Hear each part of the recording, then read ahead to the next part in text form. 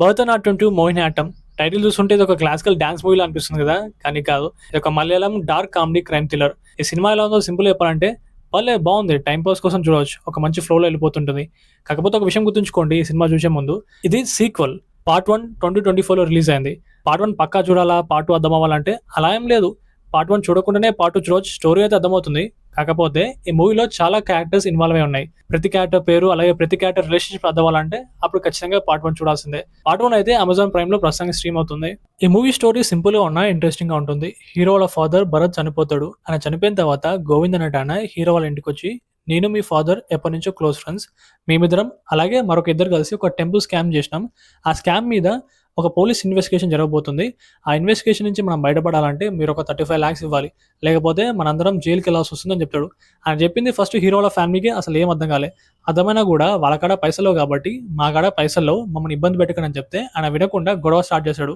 ఆయనని కంట్రోల్ చేసే ప్రాసెస్లో ఫ్యామిలీ మెంబర్స్ అందరూ కలిసి ఆయనని చంపేయడం జరుగుతుంది. ఇప్పుడు ఆ డెడ్ బాడీని వాళ్ళు ఎక్కడ దాచారు, ఎలా ఈ కేసు నుంచి బయటపడ్డారు, అసలు బయటపడ్డారా, పోలీసులు వీళ్ళని పట్టుకున్నారా అనేది మిగతా స్టోరీ. సినిమా అయితే సింపుల్ స్టోరీతో నడుస్తుంది, బట్ బాగుంది. ఫ్యామిలీ ఆడియన్స్ కూడా చూడవచ్చు, ఎటువంటి 18+ సీన్స్లో. ఈ మూవీ బడ్జెట్ జస్ట్ 10 crores మాత్రమే. అయినా కూడా ప్రొడక్షన్ వాల్యూ అయితే చాలా బాగుంది. ఇంకా పర్ఫార్మెన్స్ గురించి మాట్లాడుకుంటే మలయాళం ఇండస్ట్రీ అంటేనే యాక్టర్స్ చాలా న్యాచురల్గా పర్ఫామ్ చేస్తారు. ఈ మూవీలో కూడా యాక్టర్స్ అంతా చాలా న్యాచురల్గా పర్ఫామ్ చేశారు. మూవీలో కామెడీ బాగుంది, సిచ్యువేషన్ కామెడీని పర్ఫెక్ట్గా జనరేట్ చేశారు. కాకపోతే మూవీ లాజికల్గా కరెక్ట్ అనిపించలే. ఐ మీన్ టు సే, ఇప్పుడు దృశ్యం మూవీ తీసుకోండి. ఆ మూవీలో మోహన్ లాల్ క్యారెక్టర్ ఎంత కష్టపడుతుంటాడు పోలీసుల నుంచి తప్పించుకోవడానికి. పోలీసులు కూడా చాలా సీరియస్గా ఇన్వెస్టిగేట్ చేస్తారు. కానీ ఈ సినిమాలో ఒక మర్డర్ జరిగినా కూడా పోలీసులు అంతా సీరియస్గా ఇన్వెస్టిగేట్ చేయరు. వీళ్ళు చాలా ఈజీగా తప్పించుకుంటూ పోతుంటారు. అది నాకు లాజికల్గా అనిపించలే.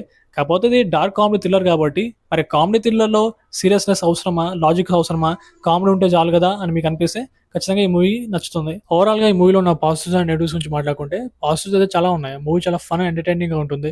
ఒక స్టార్టింగ్ 20-30 minutes కొంచెం పేషెన్స్ అవసరం. స్టార్టింగ్ ఏంటంటే మూవీ మెయిన్ ప్లాట్ని ఇంట్రొడ్యూస్ చేయడానికి కొంచెం టైం తీసుకోరు, బట్ ఆ తర్వాత మూవీ మంచి ఫ్లోలో వెళ్ళిపోతుంటుంది. చాలా బాగా అనిపించింది. కామెడీ అయితే వర్కౌట్ అయింది. యాక్టర్స్ పర్ఫార్మెన్స్ చాలా న్యాచురల్గా బాగుంది. అండ్ ప్రొడక్షన్ వాల్యూ అయితే చాలా బాగుంది. తక్కువ బడ్జెట్లో కూడా చాలా బాగా తీశారు. ఉన్న ఏకైక నెగిటివ్ అంటే మూవీ లాజికల్గా కరెక్ట్ ఉండదు. కామెడీ థ్రిల్లర్లో లాజిక్ మనకు అవసరం లేదు, కామెడీ ఉంటే చాలా అనుకుంటే ఖచ్చితంగా ఈ మూవీ మీకు నచ్చుతుంది. ఒకవేళ మీరు ఈ మూవీని ఆల్రెడీ చూసి ఉంటే మీరే రేటింగ్ ఇస్తారో కామెంట్ చేయండి. That's it guys, see you again.